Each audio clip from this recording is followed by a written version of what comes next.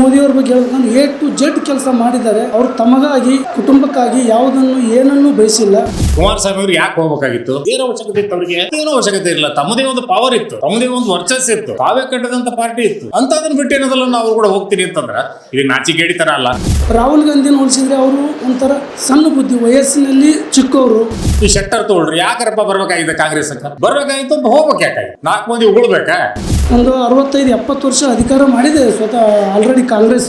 ಯಾವುದೇ ತರ ಏನು ಅಭಿವೃದ್ಧಿ ಆಗಿಲ್ಲ ನೋಡ್ರಿ. Rahul Gandhi young boy, okay ಒಪ್ತೀನಿ. ಹೆಂಗಂದ್ರೆ more than 50 years ಅದಕ್ಕೆ ನಾವು ಹೆಂಗಂತೀವಿ ಒಪ್ತೀನಿ. ಆದ್ರೆ ಏನು ನಾಲೆಜ್ ಇಲ್ಲ, ರಾಜಕೀಯ ತಿಳಿದಿದೆ ಅನ್ನೋದು ತಪ್ಪು. ಹುಟ್ಟಿದ ಕೂಡಲೇ ಏನಂದ್ರೆ ಎಲ್ಲರೂ ಮಹಾತ್ಮ ಗಾಂಧಿ ಆಗೋದಿಲ್ಲ. ಮೋದಿ ಇಲ್ಲ ಆದಿ ಯೋಗ್ಯತೆ ನೋಡಿ.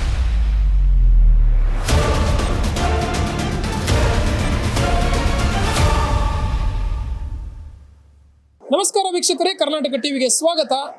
ನಾನು ಜೋಯಲ್ ಐಗೋಡ್. ಲೋಕಸಭಾ ಚುನಾವಣೆಯಲ್ಲಿ ಯಾವೊಂದು ಪಕ್ಷ ಗೆಲುವನ್ನು ಪಡಿಬೇಕು, ಹಾಗೆಯೇ ಯಾರು ಮುಂದಿನ ಪ್ರಧಾನಿ ಆಗಬೇಕು, ಈ ಪ್ರಶ್ನೆಯನ್ನು ಇಟ್ಟುಕೊಂಡು ನಾವೀಗ ಬಂದಿರೋದು ಬೆಂಗಳೂರು ಕೇಂದ್ರ, ಅಂದರೆ ಬೆಂಗಳೂರು ಸೆಂಟ್ರಲ್ ಲೋಕಸಭಾ ಕ್ಷೇತ್ರಕ್ಕೆ. ಇಲ್ಲಿನ ವ್ಯಾಪ್ತಿಯ ಜನರನ್ನು ಮಾತಾಡಿಸ್ತಾ ಹೋಗೋಣ. ಸರ್ ನಮಸ್ತೆ. ನಿಮಗೆ ಪ್ರಧಾನಿಯಾಗಿ ಯಾರು ಆಯ್ಕೆ ಆಗಬೇಕು, ಯಾರಾದರೆ ಉತ್ತಮ ಅಂತ? ಸನ್ಮಾನ್ಯ ಪ್ರಧಾನಮಂತ್ರಿ ಅವರು ನರೇಂದ್ರ ಮೋದಿ ಅವರು ಆಗ್ಬೇಕಂತ ನಮ್ಮ ಇಷ್ಟ ಸರ್. ಮತ್ತೊಮ್ಮೆ ನರೇಂದ್ರ ಮೋದಿ ಅವರು ಮುಂದುವರಿಬೇಕು ಅಂತ ಯಾಕೆ? ಯಾಕೆಂದರೆ ಅವ್ರ ಅಭಿವೃದ್ಧಿ ತುಂಬ ಆಗ್ತಾ ಇದೆ ಸರ್ ದೇಶದಲ್ಲಿ. ಒಂದನೇದ್ದು ಬಡವರಿಗೆ ಜನ್ಧನ್ ಯೋಜನೆ ಅಂತೂ ಇದು ಮಾಡಿದ್ದಾರೆ. ಆನಂತರ ಗರೀಬ್ ಕಲ್ಯಾಣ ಯೋಜನೆ ಮಾಡಿದ್ದಾರೆ, ಆಯುಷ್ಮಾನ್ ಭಾರತ್ ಅಂತ ಮಾಡಿದ್ದಾರೆ, ಮಕ್ಕಳಿಗೆ ಇದು ಮಾಡಿದ್ದಾರೆ, ಹೆಣ್ಮಕ್ಳಿಗೆ ಒಳ್ಳೆ ಕೆಲಸ ಮಾಡಿದ್ದಾರೆ ದೇಶದಲ್ಲಿ. ಮತ್ತು 371 ಕಾಯ್ದೆ ಇದು ಮಾಡಿದ್ದಾರೆ. ಮತ್ತು ಇನ್ನು ರಾಮ ಮಂದಿರ ಇದು ಮಾಡಿ, ಅಯೋಧ್ಯೆಯಲ್ಲಿ ರಾಮ ಮಂದಿರ ಉದ್ಘಾಟನೆ ಮಾಡಿದ್ದಾರೆ. ಇನ್ನೂ ಹೇಳ್ಬೇಕಂದ್ರೆ ಮೋದಿಯವ್ರ ಬಗ್ಗೆ ಹೇಳ್ಬೇಕಂದ್ರೆ ಎ ಟು ಜೆಡ್ ಕೆಲಸ ಮಾಡಿದ್ದಾರೆ. ಅವರು ತಮಗಾಗಿ, ತಮ್ಮ ಕುಟುಂಬಕ್ಕಾಗಿ ಯಾವುದನ್ನು ಏನನ್ನೂ ಬಯಸಿಲ್ಲ. ನಮ್ಮ ದೇಶಕ್ಕಾಗಿ, ದೇಶದ ಜನರಿಗಾಗಿ, ಬಡ ಕುಟುಂಬಕ್ಕಾಗಿ ಎಲ್ಲವನ್ನು ಬಯಸುತ್ತಾರೆ. ನಮಗೆ ಅಂಥ ಪ್ರಧಾನಮಂತ್ರಿಯನ್ನು ಪಡೆಯಲು ನಾವು ಪುಣ್ಯ ಮಾಡಿರುತ್ತೇವೆ. ರಾಹುಲ್ ಗಾಂಧಿನ ಹೋಲಿಸಿದರೆ ಅವರು ಒಂಥರ ಸಣ್ಣ ಬುದ್ಧಿ, ವಯಸ್ಸಿನಲ್ಲಿ ಚಿಕ್ಕವರು. ಆನಂತರ ರಾಜಕೀಯ ಬಗ್ಗೆ ಅವ್ರಿಗೆ ಅನುಭವ ಇಲ್ಲ. ಸುಮ್ಮನೆ ಜನ ಒಂಥರ ವೋಟ್ ಬ್ಯಾಂಕಿಂಗ್ ಆಗಿ ಏನೇನೋ ಇದನ್ನು ಹೇಳ್ತಾರೆ, ಹಂಗೆ ಮಾಡಬೇಕು, ಹಿಂಗೆ ಮಾಡಬೇಕು, ಬಸ್ ಫ್ರೀ, ಉಚಿತ ಫ್ರೀ, ಆನಂತರ ಅಕ್ಕಿ ಭಾಗ್ಯ, ಆ ಭಾಗ್ಯ, ಈ ಭಾಗ್ಯ ಅಂತ ಕೇಳಿ ಜಸ್ಟ್ ವೋಟ್ ಬ್ಯಾಂಕಿಂಗ್ ಇದು. ಒಂಥರ ಓಟು ಇದು ಮಾಡೋಕ್ಕೆ ಇದು ಮಾಡ್ತಾಯಿದ್ದಾರೆ. ಆ ಥರ ಅಭಿವೃದ್ಧಿ ಯಾವುದೇ ಥರ ಕಂಡಿಲ್ಲ. ಸ್ವತಂತ್ರ ಸುಮಾರು 1947 ಒಂದು 65-70 ವರ್ಷ ಅಧಿಕಾರ ಮಾಡಿದೆ ಸ್ವತಃ ಆಲ್ರೆಡಿ ಕಾಂಗ್ರೆಸ್. ಯಾವುದೇ ಥರ ಏನು ಅಭಿವೃದ್ಧಿ ಆಗಿಲ್ಲ. ಇವಾಗ ಪ್ರಧಾನಿಯವರು 2 ಸಾರಿ ಪ್ರಧಾನಮಂತ್ರಿ ಆದಮೇಲೆ ನರೇಂದ್ರ ಮೋದಿ ಅವರು ಏನು ಹೇಳೋಕ್ಕಾಗದೇ ಇರೋಷ್ಟು ಅಭಿವೃದ್ಧಿನೂ ಮಾಡಿದ್ದಾರೆ. ಹಂಗಾಗಿ ನಮಗೆ ಮತ್ತೊಮ್ಮೆ ಮೋದಿನೇ ಬೇಕು ಅಂತ ನಾವು ಇಷ್ಟಪಡ್ತೀವಿ. ಸರ್, ಈಗ ನರೇಂದ್ರ ಮೋದಿ ಅವರು ಪ್ರಧಾನಿ ಆಗಲಿ ಅಂದ್ರಿ, ರಾಹುಲ್ ಗಾಂಧಿ ಅವರು ಬೇಡ ಅಂದ್ರಿ. ಹಾಗೆಯೇ ಇನ್ನೊಬ್ಬ ಪ್ರಧಾನಿ ಅಭ್ಯರ್ಥಿಯಾಗಿ ನೋಡೋಕೆ ಹೋದರೆ ಕರ್ನಾಟಕದಿಂದ ಕಾಂಗ್ರೆಸ್ ಪಕ್ಷದಿಂದ ಅಥವಾ ಮೈತ್ರಿಕೂಟದಿಂದ ಮಲ್ಲಿಕಾರ್ಜುನ ಖರ್ಗೆ ಅವರು, ಅವ್ರ ಬಗ್ಗೆ ನಿಮ್ಮ ಅಭಿಪ್ರಾಯ? ಇಲ್ಲ ಸರ್, ನಮಗೆ ಅವ್ರ ಬಗ್ಗೆ ಅಭಿಪ್ರಾಯ ಇಲ್ಲ. ನಮಗೇನಾದರೂ BJPಯಿಂದ ಪ್ರಧಾನಿ ಅಭ್ಯರ್ಥಿ ಆಗಬೇಕು, ಇಲ್ಲ ಆದಿ ಯೋಗಿತ್ಯನಾಥ್ ಸ್ವಾಮೀಜಿ ಅವರು ಆಗಬೇಕು. ನಾವು ಮೋದಿ ಇಲ್ಲ ಆದಿ ಯೋಗಿತ್ಯನಾಥ್ ಇವರಿಬ್ಬರು ಬಿಟ್ಟರೆ ನಮಗೆ ಈ ಸದ್ಯಕ್ಕೆ ನಮ್ಮ ದೇಶದ ಅಭಿವೃದ್ಧಿಗಾಗಿ ಇವರಿಬ್ಬರು ತುಂಬ ಇದು ಮಾಡ್ತಾ ಇದ್ದಾರೆ. ಅವ್ರನ್ನ ನೋಡಿ ನಾವು ವೋಟ್ ಹಾಕಬೇಕು. ನಮ್ಮ ಕ್ಷೇತ್ರದಲ್ಲಿ ಯಾವ ಅಭ್ಯರ್ಥಿ ನಿಂತರೂ ನಾವು ವೋಟ್ ಮಾಡ್ತಾಯಿದ್ದೀವಿ. BJPಗೆ ಮಾಡೋದು, BJPನೇ ನಮ್ದು ಇದು ಮೂಲ ಗುರಿ. ಸರಿ, ಹಾಗಿದ್ರೆ ಈಗ ನರೇಂದ್ರ ಮೋದಿ ಅವರು ಮತ್ತೊಮ್ಮೆ ಪ್ರಧಾನಿ ಆಗಲಿ ಅಂತಿದ್ದೀರಾ. ಈಗ ಪ್ರಸ್ತುತವಾಗಿ ಇನ್ನೇನು ಕೆಲ ತಿಂಗಳಲ್ಲಿ ಲೋಕಸಭಾ ಚುನಾವಣೆ ಬರ್ತಾ ಇದೆ. ಆ ನಿಟ್ಟಿನಲ್ಲಿ ನಿಮ್ಮ ಕ್ಷೇತ್ರದ ತೆಗೆದುಕೊಳ್ಳಕ್ಕೆ ಹೋದ್ರೆ, ನಿಮ್ಮ ಕ್ಷೇತ್ರ ಅಂದ್ರೆ ನೀವು ಯಾವ ಊರಿನವರು? ನಾವು ಕೊಪ್ಪಳ ಡಿಸ್ಟಿಕ್ ಕುಷ್ಟಗಿ ತಾಲೂಕು ಯರಿಗುಂದಲ ಗ್ರಾಮ ಅಂತೇಳಿ. ನಮ್ಮ ಕ್ಷೇತ್ರದಲ್ಲಿ ಯಾವ ಅಭ್ಯರ್ಥಿ ನಿಂತರೂ ನಾವು ಮಾಡೋದು ಮೋದಿಯವ್ರು ನೋಡಿ, ಯೋಗಿ ಅವ್ರು ನೋಡಿ ವೋಟ್ ಮಾಡೋದು, ಬಿಜೆಪಿಗೆ ಮತ. ಪ್ರಸ್ತುತ ಅಲ್ಲಿ ಸಂಗಣ್ಣ ಕರಡಿ ಅವರು ಇದ್ದಾರೆ ಸಂಸದರಾಗಿ. ಸೊ ಅವರೇ ಮುಂದುವರಿಬೇಕು ಅಂತನ, ಅವರ ಕಾರ್ಯದ ಬಗ್ಗೆ ನಿಮ್ಗೆ ಏನ್ ಅನ್ಸುತ್ತೆ? ಚೆನ್ನಾಗಿ ಮಾಡಿದ್ದಾರೆ, ಚೆನ್ನಾಗಿ ಡೆವಲಪ್ ಮಾಡಿದ್ದಾರೆ. ಅಲ್ಲೆಲ್ಲ ಹಾಸ್ಪಿಟ್ಲ್ ಆಗಲಿ, ರೋಡ್ ಅಭಿವೃದ್ಧಿ ಆಗಲಿ, ಸ್ಥಳೀಯ ಗ್ರಾಮದ ಸಾರ್ವಜನಿಕರಾಗಲಿ ಒಳ್ಳೆ ರೆಸ್ಪಾನ್ಸ್ ಮಾಡ್ತಾ ಇದ್ದಾರೆ. ನಾವು ಅವ್ರಿಗೆ ಮಾಡ್ತೀವಿ. ಒಂದೇ ಅವ್ರಿಗೆ ಅಕಸ್ಮಾತ್ ಸೀಟ್ ಸಿಕ್ಕಿಲ್ಲ ಅಂದರೆ ಬೇರೆ ಯಾರೇ ಒಬ್ಬ ಅಭ್ಯರ್ಥಿಯಾಗಿ ಅಲ್ಲಿ ನಿಂತರೂ ನಾವು ಇದು ಮಾಡ್ತೀವಿ.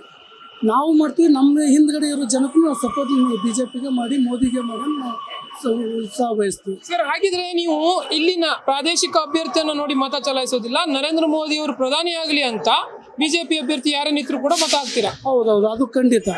ಸರ್, ಇಲ್ಲಿ ಅವರು ಆ ವ್ಯಕ್ತಿ ಅಂತಂದ್ರೆ ಎಲೆಕ್ಟ್ ಆಗಿ ಬಂದಂತ ಏನು ಜನಪ್ರತಿನಿಧಿ ಏನಿದ್ದಾರೆ, MP ಆಗಿ ಆಯ್ಕೆ ಆಗುವಂಥವ್ರು, ಅವರು ಇಲ್ಲಿ ಕರೆಕ್ಟ್ ಆಗಿ ಕೆಲಸ ಮಾಡಿಲ್ಲ ಅಂದ್ರೆ ಆದ್ರೂ ಕೂಡ ಅವ್ರು ನೀವು ಬಿಜೆಪಿಗೆ ಮತ ಹಾಕ್ತೀರಾ? ಅವ್ರು ಖಂಡಿತ ಕೆಲಸ ಮಾಡೇ ಮಾಡ್ತಾರೆ ಸರ್. ಆ ಥರ ನಮ್ಗೆ ಅನುದಾನ ಕೊಡ್ತಾರೆ. ಅವ್ರು ಯಾರು ಮೋದಿ ಅವರು, ಯೋಗಿ ಅವರು, ಅಮಿತ್ ಶಾ ಅವರು, ಅವ್ರ ಅನುದಾನ ಕಂಪಲ್ಸರಿ ಕೊಟ್ಟೇ ಕೊಡ್ತಾರೆ. ನಾವು ಕ್ಷೇತ್ರದ ಅಭಿವೃದ್ಧಿಗಾಗಿ, ತಮ್ಮ ಹೆಸರಿಗಾಗಿ, ತಮ್ಮ ಆಡಳಿತ ಇದಕ್ಕೆ ಕೊಟ್ಟೇ ಕೊಡ್ತಾರೆ. ಅವ್ರನ್ನ ನೋಡಿ ನಾವು ಮಾಡೇ ಮಾಡ್ತೀವಿ ಕಂಪಲ್ಸರಿ. ಸೊ ಫೈನಲಿ ಅಂದ್ರೆ ಕೇಂದ್ರ ಸರ್ಕಾರದಿಂದ ನಮಗೆ ಅಗತ್ಯ ನೆರವು ದೊರಕುತ್ತೆ. ಸೊ ಆ ನಿಟ್ಟಿನಲ್ಲಿ ನೀವು ಮತ ಹಾಕ್ತೀನಿ ಅಂತ ಹೇಳ್ತಾ ಇದ್ದೀರಾ? ಪ್ರತಿಯೊಂದು ಸಣ್ಣ ಸಣ್ಣ ಕುಟುಂಬದವ್ರಿಗೂ ಆ ಅನುಕೂಲ ದೊರಕಿದೆ ಸರ್. ಇವಾಗ ಆಲ್ರೆಡಿ ಗರೀಬ್ ಕಲ್ಯಾಣ ಆಗಲಿ, ಜನ್ಧನ್ ಯೋಜನೆ ಆಗಲಿ, ಆಯುಷ್ಮಾನ್ ಕಾರ್ಡ್ ಆಗಲಿ, ಇದು ಈ ಥರ ಯಾವುದೇ ಕೇಂದ್ರದಿಂದ ಬರ್ತಕ್ಕಂಥ ಸವಲತ್ತುಗಳು ನಮಗೆ ನೇರವಾಗಿ ಅವ್ರವ್ರ ಇದಕ್ಕೆ ತಲುಪ್ತಾ ಇದೆ ಅಕೌಂಟಿಗೆ. ಸರ್, ಬಹಳಷ್ಟು ಸಮಯದಿಂದ ಕೇಳಿ ಬರ್ತಾ ಇರೋ ಮಾತು ಕೇಂದ್ರ ಸರ್ಕಾರದಿಂದ ದಕ್ಷಿಣ ಭಾರತದ ರಾಜ್ಯಗಳಿಗೆ ಅನ್ಯಾಯ ಆಗ್ತಾ ಇದೆ ಅಂತ.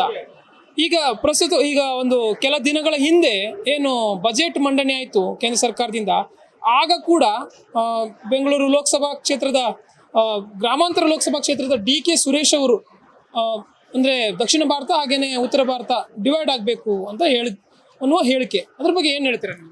ಬೇಡ ಸರ್, ಆ ಥರ ಡಿವೈಡ್ ಆಗೋದ್ರಲ್ಲಿ ಇದು ಇಲ್ಲ, ಅವಶ್ಯಕತೆ ಇಲ್ಲ. ಅದು ಏನಿದ್ರು ಕೇಂದ್ರದಿಂದ ಇದು ಬಂದೇ ಬರ್ತದೆ. ಯಾರೋ ಬೇಡ ಆಗಿರೋರು ಸ್ವಲ್ಪ ಆ ಥರ ಹೇಳ್ತಾರೆ. ಒಂದು ಪಕ್ಷನ ವಿಭಜನೆ ಮಾಡೋಕ್ಕಾಗಲಿ, ಪಕ್ಷದ ಹೆಸರು ಡ್ಯಾಮೇಜ್ ಮಾಡೋಕ್ಕಾಗಲಿ ಆ ಥರ ಮಾಡ್ತಾರೆ. ಅದು ತಪ್ಪು. ಅದು ಆ ಥರ ಯಾವುದೇ ಥರ ಇದು ಆಗಿಲ್ಲ. ಈ ಏನೇ ಇದ್ರೂ ಒಳ್ಳೆಯದೇ ಆಗುತ್ತೆ. ಸರ್, ಈಗ ಭಾರತವನ್ನು ಇಬ್ಬಾಗ ಮಾಡುವ ಒಂದು ಯೋಚನೆಗೆ ಯಾರು ಕೂಡ ಕೈ ಹಾಕಲ್ಲ ಅಥವಾ ತಲೆ ಹಾಕಲ್ಲ. ಆದರೂ ಕೂಡ ದಕ್ಷಿಣ ಭಾರತಕ್ಕೆ ಉತ್ತರ ಭಾರತದಿಂದ ಅನ್ಯಾಯ ಆಗ್ತಾ ಇದೆ ಅನ್ನೋದು ನಿಜಾನ? ಇಲ್ಲ ಸರ್, ಹಂಗೆ ಆ ಥರ ಅನ್ಯಾಯ ಆಗಿಲ್ಲ ಸರ್. ಅನ್ಯಾಯ ಆಗಿದ್ರೆ ನಮ್ಮ ಮೆಟ್ರೋ ಆಗಲಿ, ಮತ್ತೀಗ ಟ್ರೈನ್ ಆಗಲಿ, ಮತ್ತೀಗ ವಂದೇ ಭಾರತ್ ಟ್ರೈನ್ ಆಗಲಿ, ಇನ್ನು ಸುಮಾರು ಹಲವಾರು ಇದಾವೆ ಸರ್. ಆ ಥರ ಅವರು ಇದು ಮಾಡಿಲ್ಲಲ್ಲ, ಭೇದ ಭಾವ ಮಾಡಿಲ್ಲಲ್ಲ. ಎಲ್ಲ ಭಾರತೀಯರು ಅಂದರೆ ಒಂದೇ ಭಾರತ, ಎಲ್ಲರಿಗೂ ಒಂದೇ ಸಮಾನ ಹಕ್ಕು ಅಂತ ಎಲ್ಲರಿಗೂ ಮಾಡ್ತಾ ಇದ್ದಾರೆ.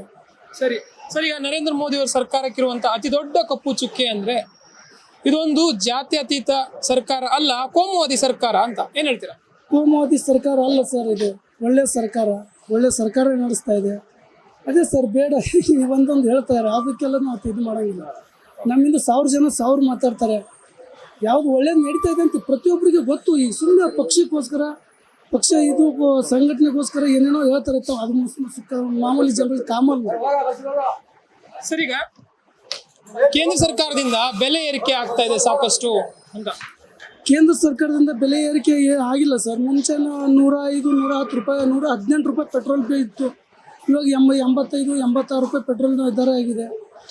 ಅದು ಕೂಡ ಹೆಚ್ಚಳ ಆಗಿದ್ದು ಇದೇ NDA ಸರ್ಕಾರದಿಂದನೇ ಸರ್?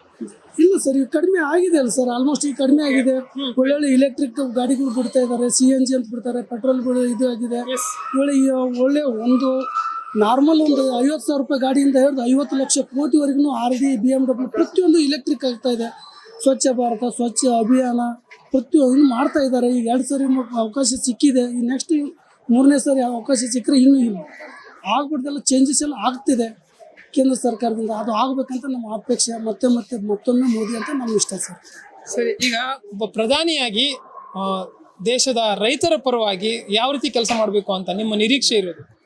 ರೈತರ ಪರವಾಗಿ ಸರ್, 1 ರೂಪಾಯಿ ಬರಬೇಕಾದ್ರೂ ಡೈರೆಕ್ಟ್ ನೇರವಾಗಿ ರೈತರ ಅಕೌಂಟಿಗೆ ಹೋಗ್ತಾ ಇದೆ. ಮೊದಲನೇ ಪಾಯಿಂಟು. ಮುಂಚೆ ನಮ್ಮ ಯಾವುದೇ ಸರ್ಕಾರ ಬಂದ್ರೂ ಆ ಥರ ಬರ್ತಿರಲಿಲ್ಲ. ಒಂದು ಪಂಚಾಯತಿಯಿಂದ ಹಿಡಿದು ತಾಲೂಕು ಆಫೀಸ್, ಜಿಲ್ಲಾ ಆಫೀಸು, ವಿಧಾನಸೌಧವರೆಗೂ ಅಪ್ಲಿಕೇಶನ್ ಅರ್ಜಿಗಳು ಹೋದ್ರು ಯಾವುದು ರೈತರಿಗೆ ನೇರವಾಗಿ ತಲುಪ್ತಿರ್ಲಿಲ್ಲ. ಅದು ನೇರವಾಗಿ ತಲುಪುವಂಥ ಒಂದೇ ಒಂದು ಕೆಲಸ ಮಾಡಿರೋದು ಮೋದಿ. ಜನ್ಧನ್ ಯೋಜನೆ ಆಗಲಿ, ಇದು ಜೀರೋ ಅಕೌಂಟ್ ಆಗಲಿ, ಜೀರೋ ಅಕೌಂಟ್ ಪ್ರತಿಯೊಬ್ಬ ನಾಗರಿಕನಿಗೂ ಅಕೌಂಟ್ ಓಪನ್ ಮಾಡಿಸಿ 1 ರೂಪಾಯಿ ಸರ್ಕಾರದ, ರಾಜ್ಯ ಸರ್ಕಾರ ಆಗಲಿ ಕೇಂದ್ರ ಸರ್ಕಾರದಿಂದ ಬರತಕ್ಕಂಥ ಹಣ ನೇರವಾಗಿ ರೈತರಿಗೆ ತಲುಪುವಂತ ಮಾಡಿರೋದು ಮೋದಿ ಸರ್ಕಾರ. ನಿಮ್ಮ ಪ್ರಕಾರ ಮುಂದಿನ ಪ್ರಧಾನಮಂತ್ರಿಯಾಗಿ ಯಾರು ಆಯ್ಕೆ ಆಗಬೇಕು? ನನ್ನ ಪ್ರಕಾರ ಹೇಳಬೇಕು ಅಂತಂದರೆ, ಮೋದಿಯವರು 2 ಸರಿ ಆಯ್ಕೆ ಆಗಿದ್ದಾರೆ, ಒಳ್ಳೆ ಕೆಲಸನೇ ಮಾಡಿದ್ದಾರೆ. ಅವರಾದ್ರೇ ಒಳ್ಳೆಯದು. ಯಾಕಂದರೆ ಉಳಿದವರೆಲ್ಲರೂ ಕಚ್ಚಾಡ್ಲಿಕ್ಕತ್ತಾರ. ನೀ ದೊಡ್ಡವ, ನಾ ದೊಡ್ಡವ, ನೀ ದೊಡ್ಡವ, ನಾ ದೊಡ್ಡವ ಅಂತೇಳಿ ಬರೀ ಕಚ್ಚಾಡ್ಕೊಂಡು ಏನದಲ್ಲ, ದೇಶ ಇಬ್ಬಾಗ ಮಾಡ್ತಕ್ಕಂಥ ವಿಚಾರಗಳು ಮಾಡ್ಲಿಕ್ಕತ್ತಾರ. ವಿನ ಏನಿಲ್ಲ. ಕಾಂಗ್ರೆಸ್ ಬಂದ್ರು ಅಷ್ಟೇ, ದಳ ಬಂದು ದಳ ಅಂತೂ ದಳ ಎದ್ದೇ ಹೋಯ್ತು. ನಿಮ್ಗೆ ಗೊತ್ತದ. ಈ ಕಡಿದ್ದವರು ಅದೇನಾಗ್ಯದ ಅಂದ್ರೆ, ಈ ರೊಟ್ಟಿಗೆ ನಾಯಿಗೆ ಏನಾದ್ರು ರೊಟ್ಟಿ ಹೆಂಗೆ ತೋರಿಸ್ತಾರಲ್ಲ, ಹಂಗೆ ತೋರಿಸಿದ ಕೂಡಲೇ ಆ ನಾಯಿ ಆ ಕಡೆ ಹೋಗ್ತದಂತ. ಹಂಗೆ ಈಗ ಏನದಲ್ಲ, ಪಾರ್ಟಿಯವರು ಎಲ್ಲ ಕಡೆ ಹೋಗಕ್ಕೆ ಚಾಲು ಮಾಡಿಬಿಟ್ರು. ಯಾರು ಎಲ್ಲಿ ಚಂದ ಕಾಣ್ತದೆ, ಯಾರು ಎಲ್ಲಿ ತೋರಿಸ್ತಾರ ಅವ್ರ ಕಡೆ ಹೋಗಿಬಿಡೋದು, ಅದು ಥರ ಮಾಡ್ಲಿಕ್ಕತ್ತು. ಇವ್ರು ಏನು ದಾಡಿಯಾಗಿತ್ತು? ನಾವು ಕುಮಾರಸ್ವಾಮಿ ಅವ್ರಿಗೆ ಯಾಕೆ ಹೋಗ್ಬೇಕಾಗಿತ್ತು? ನಾನೇ ಹೇಳ್ತೀನಿ, ಯಾಕೆ ಹೋಗ್ಬೇಕಾಗಿತ್ತು? ಏನು ಅವಶ್ಯಕತೆ ಇತ್ತು ಅವ್ರಿಗೆ? ಏನೂ ಅವಶ್ಯಕತೆ ಇರಲಿಲ್ಲ. ತಮ್ಮದೇ ಒಂದು ಪವರ್ ಇತ್ತು, ತಮ್ಮದೇ ಒಂದು ವರ್ಚಸ್ಸಿತ್ತು, ತಾವೇ ಕಟ್ಟದಂಥ ಪಾರ್ಟಿ ಇತ್ತು ಅಂತ ಅದನ್ನ ಬಿಟ್ಟು ಏನದಲ್ಲ ನಾವು ಕೂಡ ಹೋಗ್ತೀನಿ ಅಂತಂದ್ರೆ ಇದು ನಾಚಿಗೇಡಿತನ ಅಲ್ಲ. ಈ ಶೆಟ್ಟರ್ ತೊಗೊಳ್ರಿ, ಯಾಕರಪ್ಪ ಬರ್ಬೇಕಾಗಿದೆ ಕಾಂಗ್ರೆಸ್ಗೆ? ಬರ್ಬೇಕಾಗಿತ್ತು, ಹೋಗ್ಬೇಕು ಯಾಕಾಗಿತ್ತು? 4 ಮಂದಿ ಉಗುಳ್ಬೇಕಾ? ಇದೇ ನೋಡ್ರಿ ಇದಕ್ಕೆ ಅನ್ನೋದು ಡಿವಿಡೆಂಡ್ ರೂಲ್ ಅಂತ ಹೇಳ್ಕೊಂಡು ನೀವು ಜಗಳ ಆಡಿ ನಾವು ಆಳತಿರ್ತೀವಿ ಅಂತೇಳಿ ಡಿವಿಡೆಂಡ್ ರೂಲ್ ಮಾಡ್ಕೊಂಡು ಏನದಲ್ಲ ಆಳವ್ರು ಆಳ್ತಾರ, ಬಡ್ದಾಡ್ತಾರ, ಕಚ್ಚಾಡ್ತಾರ. ಈ ಒಂದು ದಂಧ ಏನದಲ್ಲ ನಡೆದ ವಿನ ಅಂತ ಏನೋ ಹೊಸ ಏನಿದು ಇಲ್ಲ ಇದ್ರೊಳಗೆ. ಟಿಕೆಟ್ ಆಕಾಂಕ್ಷಿಗಳಾಗಿ ಅಂದ್ರೆ ಮುಂದೆ ಅವರ ಒಂದು ಅಧಿಕಾರದ ಆಸೆಗಾಗಿ ಪಕ್ಷವನ್ನು ಚೇಂಜಸ್ ಮಾಡ್ತಾ ಇರ್ತಾರೆ ಆಗಾಗ ಅಂತ ಹೇಳ್ತಿದ್ರ. ಅದನ್ನೇ ಮಾಡೋದು. ಯಾಕಂದ್ರೆ ತಾವು ಮತ್ತೆ ಅಧಿಕಾರಕ್ಕೆ ಬರಬೇಕು ಅನ್ನೋ ಉದ್ದೇಶಕ್ಕೆ ಮಾಡ್ತಾರ. ಇರೋದು 4 ಸೀಟ್ ತಗೊಂಡು ಏನು ಅಧಿಕಾರ ಮಾಡ್ತಾರ? ಏನು ಮಾಡ್ಲಿಕ್ಕಾಗಲ್ಲ. ಸುಮ್ಮನೆ ಏನದಲ್ಲ ಪವರ್ಫುಲ್ಲು ಅಂತ ತಿಳ್ಕೊಂಡು ತೋರಿಸ್ಕೊಳ್ಲಿಕ್ಕೆ ಏನದಲ್ಲ ಅದನ್ನ ಮಾಡ್ಕೊಂಡು ಹೋಗ್ತಾರೆ ವಿನ ಅದರಿಂದ ಏನು ಸಾಧ್ಯತೆಗಳಂತೂ ಇಲ್ಲ. Okay fine. ಈಗ ನರೇಂದ್ರ ಮೋದಿ ಅವರು ಪ್ರಧಾನಿ ಆಗ್ಲಿ ಅಂದ್ರೆ ರಾಹುಲ್ ಗಾಂಧಿ ಅವರನ್ನ ಪ್ರಧಾನಿ ಅಭ್ಯರ್ಥಿಯಾಗಿ ನೋಡಿದ್ರೆ ಏನ್ ಅನ್ಸುತ್ತೆ ನಿಮ್ಗೆ? ನೋಡ್ರಿ, Rahul Gandhi young boy, okay ಒಪ್ತೀನಿ. ಯಂಗ್ ಅಂದ್ರೆ more than 50 years ಅದಕ್ಕೆ ನಾವು ಹೆಂಗ್ ಅಂತೀವಿ ಒಪ್ತೀನಿ. ಆದ್ರೆ ಏನು ನಾಲೆಜ್ ಇಲ್ಲ, ಇನ್ನೂ ಹುಡುಗ ಬುದ್ಧಿ ಅದ. ಆ ಹುಡುಗ ಬುದ್ಧಿ ಇದ್ದದನ್ನ ಅದನ್ನು ತಿದ್ದುಕೊಂಡು ಅದು ಮುಂದೆ ಏನದಲ್ಲ ಚಲೋತ್ನಾಗ ಆಗ್ಬೇಕಂತಂದ್ರೆ ಇನ್ನ ಭಾಳ ಪಳಗಬೇಕು ಅವರು. ಅದು ನರೇಂದ್ರ ಮೋದಿ ಅವ್ರು ಏನದಲ್ಲ ಸುಮಾರಾಗಿ 40 ವರ್ಷದಿಂದ ಇದನ್ನ ಆಳ್ಕೆ ಮಾಡ್ಕೊತ ಬಂದಾರ. ಅವ್ರು ಇಂಚಿಂಚು ಗೊತ್ತದ. ಆದ್ರೆ ಈ ಹುಡುಗ ಬುದ್ಧಿ ಏನು ಗೊತ್ತದ ಹೇಳ್ರು ನಮ್ಮ? ಏನು ಗೊತ್ತಿಲ್ಲ. ಸರ್, ಅವರು ರಾಜಕೀಯ ಕುಟುಂಬದಿಂದ ಬಂದಂತವರು, ಹಿಂದಿಂದನೂ ಕೂಡ ಅವ್ರಿಗೆ ರಾಜಕೀಯ ತಿಳಿದಿದೆ ಅನ್ನೋದು ಕೂಡ ಕೆಲವರ ಅಭಿಪ್ರಾಯ. ಅದು ತಪ್ಪು. ರಾಜಕೀಯ ತಿಳಿದಿದೆ ಅನ್ನೋದು ತಪ್ಪು. ಹುಟ್ಟಿದ ಕೂಡಲೇ ಏನದಲ್ಲ ಎಲ್ಲಾರು ಮಹಾತ್ಮ ಗಾಂಧಿ ಆಗೋದಿಲ್ಲ, ಆಯ್ತಾ? ಬೆಳೆದಂಗೆ ಏನಲ್ಲ ನಾಲೆಜ್ ಬರ್ತದ, ಅದಕ್ಕೆ ನಾವು ಒಪ್ಕೋತೀವಿ. ಆದ್ರೆ ಇನ್ನೂ ಆ ನಾಲೆಜ್ ಬರ್ಬೇಕಾದ್ರೆ ಬಂದಿಲ್ಲ. Fine sir. ಹಾಗಿದ್ರೆ ಒಟ್ಟಾರೆಯಾಗಿ ರಾಹುಲ್ ಗಾಂಧಿ ಅವರಿಗೆ ರಾಜಕೀಯ ಅನುಭವ ಕಡಿಮೆ ಅಂತ, ಮಲ್ಲಿಕಾರ್ಜುನ ಖರ್ಗೆ ಅವರನ್ನ ಪ್ರಧಾನಿ ಅಭ್ಯರ್ಥಿಯಾಗಿ ನೋಡೋದಾದ್ರೆ? ಖರ್ಗೆ ಅವರಂತ ಏನಿದೆ, ಅವರು ದಲಿತ ಒಂದು ಮುಖಂಡರು. ಮೊದಲನೇದು ಸುಮಾರು 48ರಿಂದ 50 ವರ್ಷದವರೆಗೂ ಸಹಿತ ಒಂದು MLA ಆಗಿ, MP ಆಗಿ, ಮಿನಿಸ್ಟರ್ ಆಗಿ, ಕೇಂದ್ರ ಮಂತ್ರಿಯಾಗಿ ಎಲ್ಲದರಲ್ಲಿಯೂ ಸಹಿತ ಸಮಾನತೆಯನ್ನು ನೋಡಿಕೊಂಡು ಹೋಗತಕ್ಕಂಥ ವ್ಯಕ್ತಿ ಆತ. ಯಾಕಂದ್ರೆ SC ಆಗಲಿ, ST ಆಗಲಿ, OBC ಆಗಲಿ, ಹಿಂದುಳಿದ ಯಾವುದೇ ವರ್ಗದವರಾಗಲಿ ಎಲ್ಲರನ್ನೂ ಸಮಾನತೆಯಿಂದ ನೋಡಿಕೊಂಡು ಮುಂದೆ ಬರ್ತಕ್ಕಂಥ ವ್ಯಕ್ತಿ ಅಂತಂದ್ರೆ ಮಲ್ಲಿಕಾರ್ಜುನ ಖರ್ಗೆ. ಅವ್ರ ಬಗ್ಗೆ ಅಂತೂ ನಮ್ಗೆ ಭಾಳ ಕಾಳಜಿ ಇದೆ. ಅಂಥವ್ರು ಏನದಲ್ಲ ಪ್ರಧಾನಮಂತ್ರಿ ಆದರೆ ಜಾತಿ ವಿವಾದ ಅನ್ನೋದು ಹೋಗ್ತದ, ಎಲ್ಲರೂ ಸಮಾನತೆ ಒಂದು ಕಾಣ್ತೀವಿ ಅನ್ನತಕ್ಕಂಥ ಭರವಸೆನ ನಾವು ಕಾಣಬಹುದೇ ವಿನ ಈಗ ಎಲ್ಲರೂ ನಾನು ಪ್ರಧಾನಿ ನೀನು ಪ್ರಧಾನಿ ಅನ್ಕೋತ ಹೋದ್ರೆ ಈ ಜಾತಿ ವಿವಾದ ಎಂದು ಮುಗಿಯಂಗೆ ಇಲ್ಲ ನನ್ನ ಮಟ್ಟಿಗೆ. ಈಗ ನರೇಂದ್ರ ಮೋದಿ ಅವರು ಪ್ರಧಾನಿ ಆಗ್ಲಿ ಅಂತಿದ್ರಲ್ವಾ, ಬಿಜೆಪಿಯಿಂದ ಅಥವಾ NDA ಇಂದ ಬೇರೆ ಸಮರ್ಥ ನಾಯಕರು ಇಲ್ವಾ ಅಂತ? ಇದಾರೆ, ಸಮರ್ಥ ನಾಯಕರು ಇದ್ದಾರೆ. ಆದ್ರೆ ಇವರಷ್ಟು ಪಳಗಿದವ್ರು ಇಲ್ಲ ಅಂತ ನನಗೆ ಅನಿಸ್ತದೆ. ಇವರಷ್ಟು ಪಳಗಿದವ್ರು ಯಾರು ಇಲ್ಲ. ಸುಮ್ಮನೆ ನಾನು ಮಾಡ್ತೀನಿ ನೀನು ಮಾಡ್ತೀನಿ ಅಂದ್ರೆ ಮಾಡ್ಕೋತ ಹೋಗ್ಬಿಡ್ತೆ ಅನ್ನೋದೇ, ಬರೀ ಎಳ್ಕೋತೆ ಆಗಿ ಹೋಗೋದಾಗ್ತದೆ. ಅದನ್ನ ಯಾರು ಮಾಡಂಗೇ ಇಲ್ಲ. ಹಕೀಕತ್ತಾಗಿ ನೋಡ್ಲಿಕ್ಕತ್ರೆ ನರೇಂದ್ರ ಮೋದಿ ಅವರು is one of the able prime minister to the India ಅಂತ ಹೇಳಲಿಕ್ಕೆ ನಾನು ಬಯಸ್ತೀನಿ. ಸರ್, ಅಭಿವೃದ್ಧಿಯನ್ನು ಹೊರತುಪಡಿಸಿ ನರೇಂದ್ರ ಮೋದಿ ಅವರ ಸರ್ಕಾರ ಒಂದು ಕೋಮುವಾದಿ ಅಥವಾ ಒಂದು ಜಾತಿವಾದಿ ಸರ್ಕಾರ ಅಂತ ಹೇಳ್ತಾರೆ. ಏನ್ ಹೇಳ್ತಾರೆ? ನೋಡ್ರಿ, ನರೇಂದ್ರ ಮೋದಿ ಅನ್ನೋ ಶಬ್ದ ಏನಿದೆ, ಹೆಸರೇನಿದೆ, ಅದು ಕೋಮುವಾದಿದಲ್ಲ. ಅದ್ರ ಹಿಂದೆ ಇರ್ತಕ್ಕಂಥವ್ರು ಕೋಮುವಾದಿಗಳಿದ್ದಾರೆ. ಹೆಸರು ಯಾರ್ದು ಕೇಳಲಿಕ್ಕತ್ತದ? ಮೋದಿ ಅವ್ರದ್ದು ಕೇಳ್ತದೆ. ಮಾಡೋರು ಯಾರು? ಬೇರೆಯವ್ರೆ. ಬಟ್ ಅವ್ರದ್ದು ಕೋಮುವಾದಿ ಅಲ್ಲ. ಅವರು ಸರ್ಕಾರದಲ್ಲಿ ಇರತಕ್ಕಂಥ ಜನರು ಕೋಮುವಾದಿಗಳಿದ್ದಾರೆ ವಿನ ಅವ್ರಲ್ಲ ಅಂತ ನನಗೆ ಭಾವನೆ. ಸರಿ ಸರ್, ಈಗ ರೀಸೆಂಟ್ ಆಗಿ ಅಯೋಧ್ಯೆಯಲ್ಲಿ ರಾಮ ಮಂದಿರ ನಿರ್ಮಾಣ ಮಾಡಿ ಉದ್ಘಾಟನೆ ಮಾಡಿದ್ರು. ಇದು ಕೂಡ ರಾಜಕೀಯ ತಂತ್ರ, ಅಂದ್ರೆ ಮತಗಳನ್ನ ಸೆಳೆಯುವ ತಂತ್ರ ಅಂತ ಹೇಳ್ತಾರೆ. ಏನ್ ಹೇಳ್ತೀರಾ? ಚುನಾವಣೆ ಹತ್ರ ಇರೋ ನಿಟ್ಟಿನಲ್ಲಿ ಮಾಡಿದ್ರು ಇವರು. ನೋಡ್ರಿ, ಅದು ಈಗಲ್ಲ, ರಾಮಾಯಣ ಮಹಾಭಾರತದಿಂದ ಏನದಲ್ಲ ಇದು ನಡೆದದ್ದೇ ಅದ. ಯಾವತ್ತು ಏನದಲ್ಲ ಗಜ್ಜಾಟ ಗುದ್ದಾಟ ಇದು ನಡೆದದ. ನಿನ್ಗೆ ನಾ ಕೈ ಹಿಡಿದು ಜಗ್ಗೋದು, ನಾನು ನೀ ಕಂಗಿ ಹಿಡಿದು ಜಗ್ಗೋದು, ಇದು ಯಾವತ್ತೂ ನಡೆದದ್ದೇ ಅದ. ಅಂತ ಅದ್ರೊಳಗ ರಾಮ ಮಂದಿರ ಆಗಬೇಕು ಅನ್ನೋದು ಒಂದು ನಿರ್ಣಯ ಏನದಲ್ಲ ಸುಪ್ರೀಂ ಕೋರ್ಟ್ ಕೊಡ್ತು. ಸುಪ್ರೀಂ ಕೋರ್ಟ್ ಮೇಲೆ ಎಲ್ರಿಗೂ ನಂಬಿಕೆ ಇದೆ. ಅದ್ರ ಪ್ರಕಾರ ಅದನ್ನು ಮಾಡಿದ್ರು. ಕೆಲವೊಂದು ಕಡೆ ಡೈರೆಕ್ಟ್ ಕ್ರೆಡಿಟ್ ರಾಮ ಮಂದಿರದ್ದು ಬಿಜೆಪಿಗೆ ಸಿಕ್ತು ಅಂತ ಅನ್ಸುತ್ತಾ ನಿಮ್ಗೆ? ಅಥವಾ ಈಗ ಚುನಾವಣೆಯಲ್ಲಿ ಅವರಿಗೆ ಮತಕ್ಕೆ ಅಂದ್ರೆ ಮತದಾನವಾಗಿ ಪರಿಣಮಿಸುತ್ತಾ ಅಂತ, ಅಂದ್ರೆ ಅವರಿಗೆ ಮತ ಹೆಚ್ಚಾಗಿ ಸಿಗುತ್ತಾ ಅಂತ? ಹಂಗಂತೇನಿಲ್ಲ, ಮತ ಹೆಚ್ಚು ಸಿಗುತ್ತಾ ಅನ್ನೋದ್ರ ಬಗ್ಗೆ ಏನಿಲ್ಲ. ಜನ ಹುಷಾರಿದ್ದಾರೆ. ರಾಮ ಮಂದಿರ ಆಗಬೇಕು ಅನ್ನೋ ಪಟ್ಟಿತ್ತು, ರಾಮ ಮಂದಿರ ಆಯಿತು. ಆ ರಾಮ ಮಂದಿರದಿಂದಲೇ ನಾವು ಓಟ ಜಟ್ಕೋತೀವಿ ಅನ್ನೋದು ಇದು ತಪ್ಪು. ಜನರು ಯಾರಿಗೆ ಹಾಕ್ಬೇಕಾಗಿದೆ ಅವ್ರಿಗೆ ಹಾಕಿ ಹಾಕ್ತಾರ. ಯಾರು ಒಳ್ಳೆಯವರಿದಾರ ಅವ್ರಿಗಂತೂ ತಂದೆ ತರ್ತಾರ, ಅದರಲ್ಲಿ ಎರಡು ಮಾತಿಲ್ಲ.